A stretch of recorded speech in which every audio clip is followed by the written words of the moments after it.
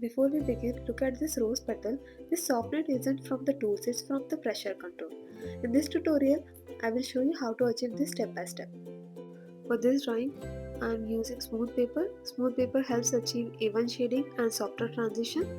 I am also using Brusto color pencils, masking tape to secure a paper, sharpener and pencil, a ruler and an eraser. Make sure your pencils are properly sharp, not blunt, not too sharp, because pencil tips plays an important role in pressure control. Before we start shading, let's talk about the most common mistakes beginners make. The first mistake is a blunt pencil tip. A blunt pencil tip forces you to press harder, which creates rough and patchy shading. The second mistake is holding the pencil too close to the tip. When you grip tightly near the tip, your hand automatically applies more pressure. Another common mistake is pressing hard in the very first layer. Many beginners think dark colors means good shading, but this actually makes the drawing look harsh. One more mistake is trying to blend colors by force, pressing hard or scrubbing the paper. Remember, soft shading builds with patience, not pressure. For soft shading, always use a sharp pencil and hold the pencil a little further back and keep your grip relaxed. A relaxed hand gives you better control and allows the color to build naturally. Color pencil shading has three main pressure levels. Light pressure is used for base layer. Medium pressure is used to build form and depth. Heavy pressure should be avoided in soft, natural subjects like flowers, skin, and feathers.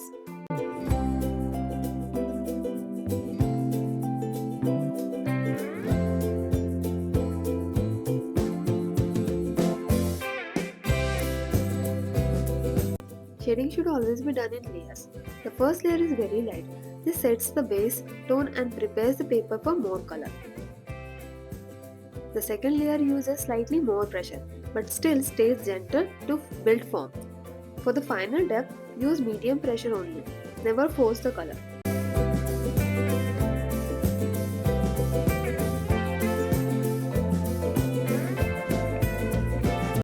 Instead of pressing hard, blend by slowly layering the same color again and again. Use small circular motion and follow the natural direction of the subject. This allows the paper texture to fill naturally and create smooth transition without using any blending tool.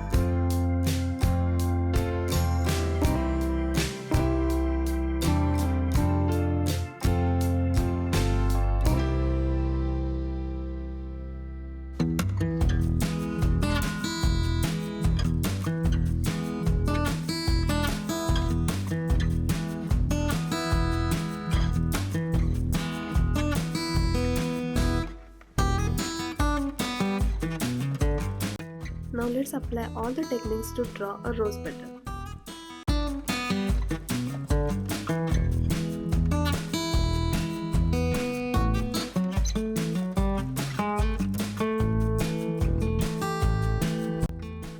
start with an ivory shade.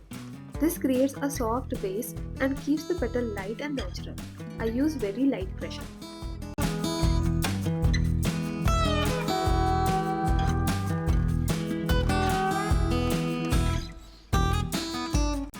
Next, I apply baby pink shade as the base layer of the petal. This layer is done using light pressure only. It sets the overall color of the petal.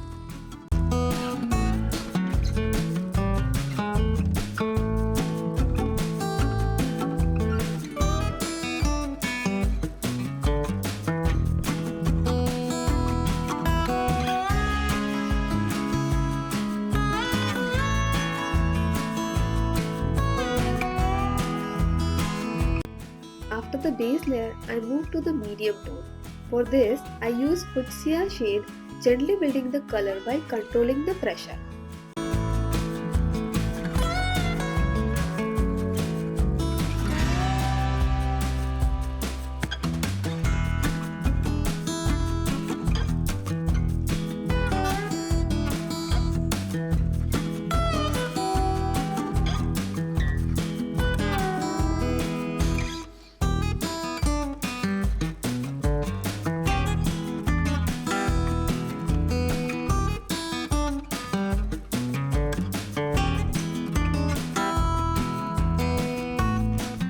And over that, I use baby pink shade to blend the color. Then to add more depth, I apply a raspberry shade on the upper half of the petal and slowly blend it into the fuchsia using small circular strokes.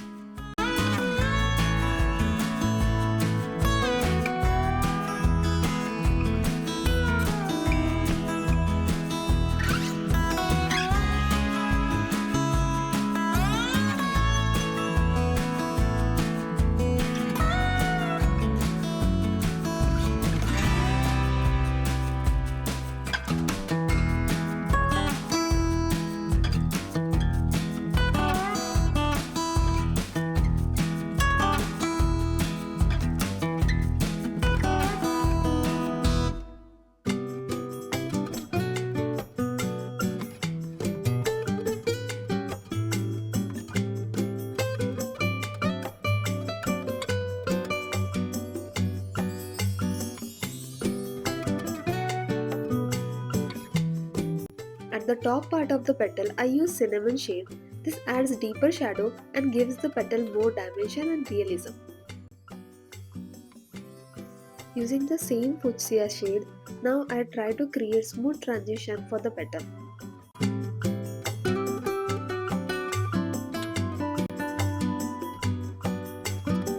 Here I use same sets of color to make folds of the petal.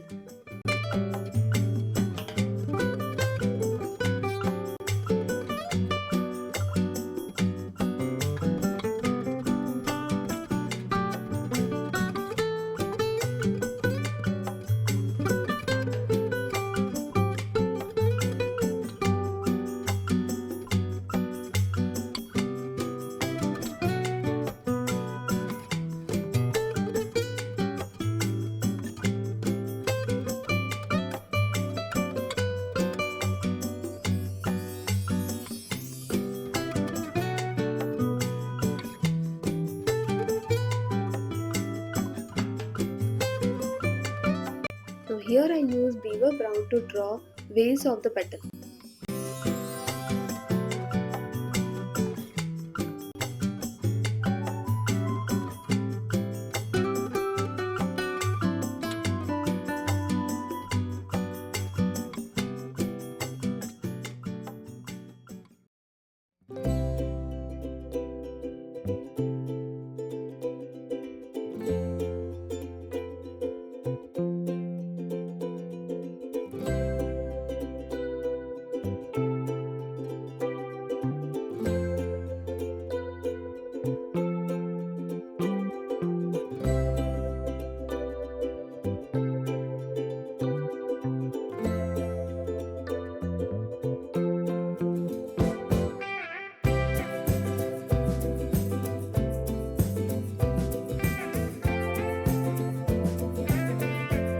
Finally, for the shadow in the fold of the petal, I use a stone grey shade. This adds contrast and makes the fold look realistic without making the color muddy.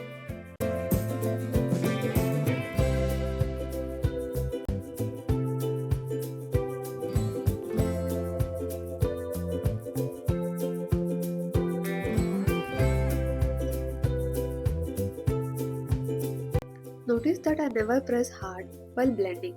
I don't use any blending tools. Instead, I blend by layers, the same color slowly and patiently. If the shading looks rough, it means the pressure is too heavy, not the pencil is bad.